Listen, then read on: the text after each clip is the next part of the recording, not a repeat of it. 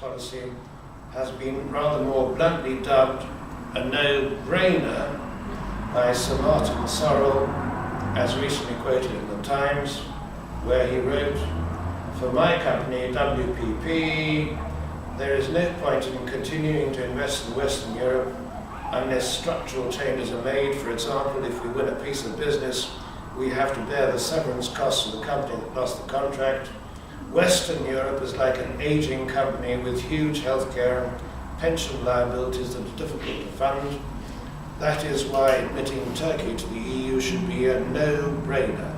It is the gateway to the Middle East, has a young population, is highly entrepreneurial, and would be a huge boost to the EU's 450 million people." So that is an interesting illustration of how, and it is beginning to shift now, that how the debate is going on. I have to confess, coming from myself from what the Financial Times, until I corrected them and they must stop doing it, called the secular elite, i.e. we are disapproved of, not from the current governing party, not Islamic, but coming from that background, we saw it as so natural for Turkey to join the European Union. It's come more slowly for the government party, but now they are proceeding, and as I say, the growing continual reaction is that Europe will need Turkey more. But there's always this public relations problem, and beyond that, there are one or two other arguments. Let me try one or two of them out on you.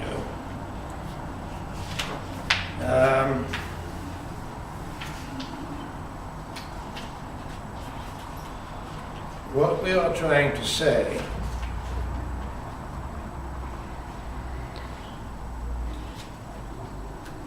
well, here's an argument that comes from ecotourism, but it might amuse you. People like this.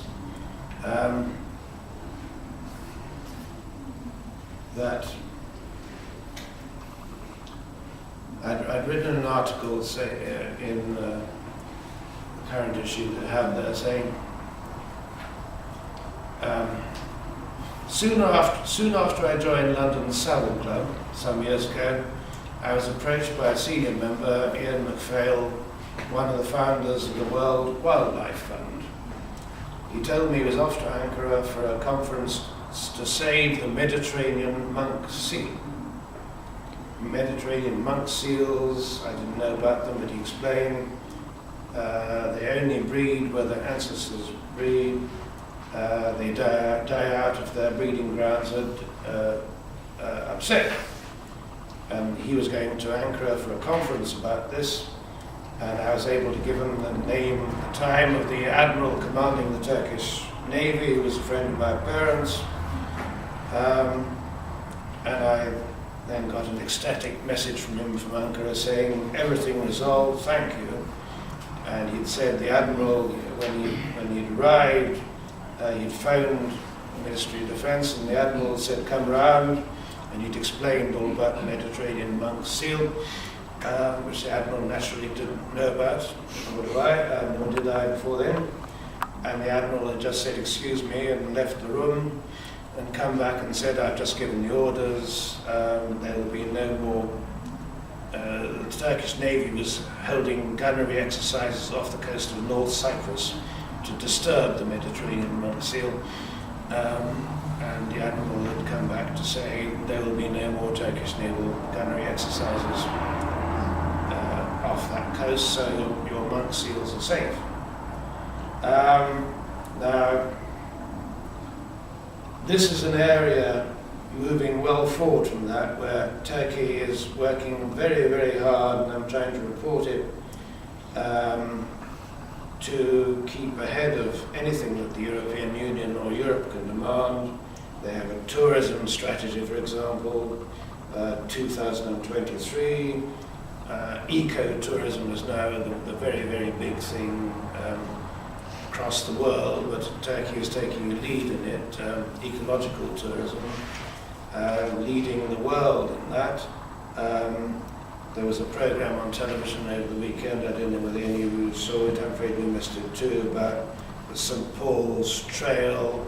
There's this wonderful woman, Kate Clow, who went out from London to Turkey in '89 to work as a computer consultant, but rapidly got entranced in this whole thing and gave all that up, and has been marking out St. Paul's Trail and other ecological trails.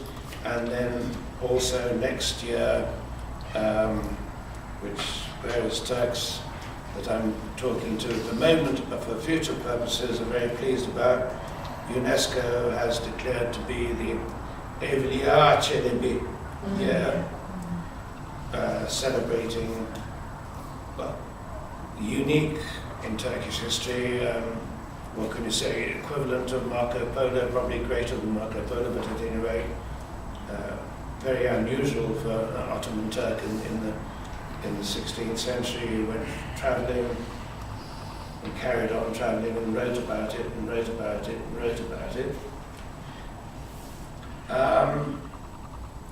And I've been building on this. I mean, you can see all kinds of articles in those copies you're welcome to take away.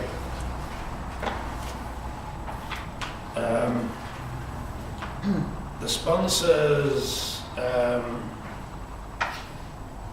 have been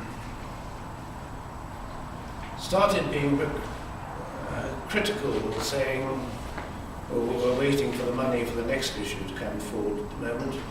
They've started being a bit critical about saying you don't criticise Turks enough, and I've been trying to say, yeah, but the whole object is to endear yourselves to the Turks, and the Turks are very, very used to being criticised from all quarters of the world anyway, so why should they expect it from a friendly source? But also I have as I pointed out to them, taken up, which you may or may not agree with, but one or two causes which are dear to my heart, which are obvious things for Turkey to do. For example, the Greek Orthodox seminary on Heveliada, Halki, as the Greeks call it. It's one thing for Europe to say, we won't have you Turks in because the country is 99% Muslim. We can argue about that in another sense. But it's quite another thing for Turkey still to legally close the Greek Orthodox seminary on its island, and beyond that also I'm trying to help to get them to understand that having the Greek Orthodox Patriarchate in Turkey is a great glory. There's only one other country in the world that has the head of another religion living there. That is India, that has the Dalai Lama. But the Dalai Lama is only in India because he had to flee for his life from Tibet because the communist Chinese were going to shoot him in Tibet. In the case of Turkey, and this is where we get into interesting and difficult political things, the Ottoman Empire was in many ways much more suited for the European Union than the Republic of Turkey. Ottoman Empire, multicultural, multi-ethnic, civilized, tolerant, and we get into dangerous territory beginning to criticize Atatürk, or saying that Atatürk should now be put on the shelf.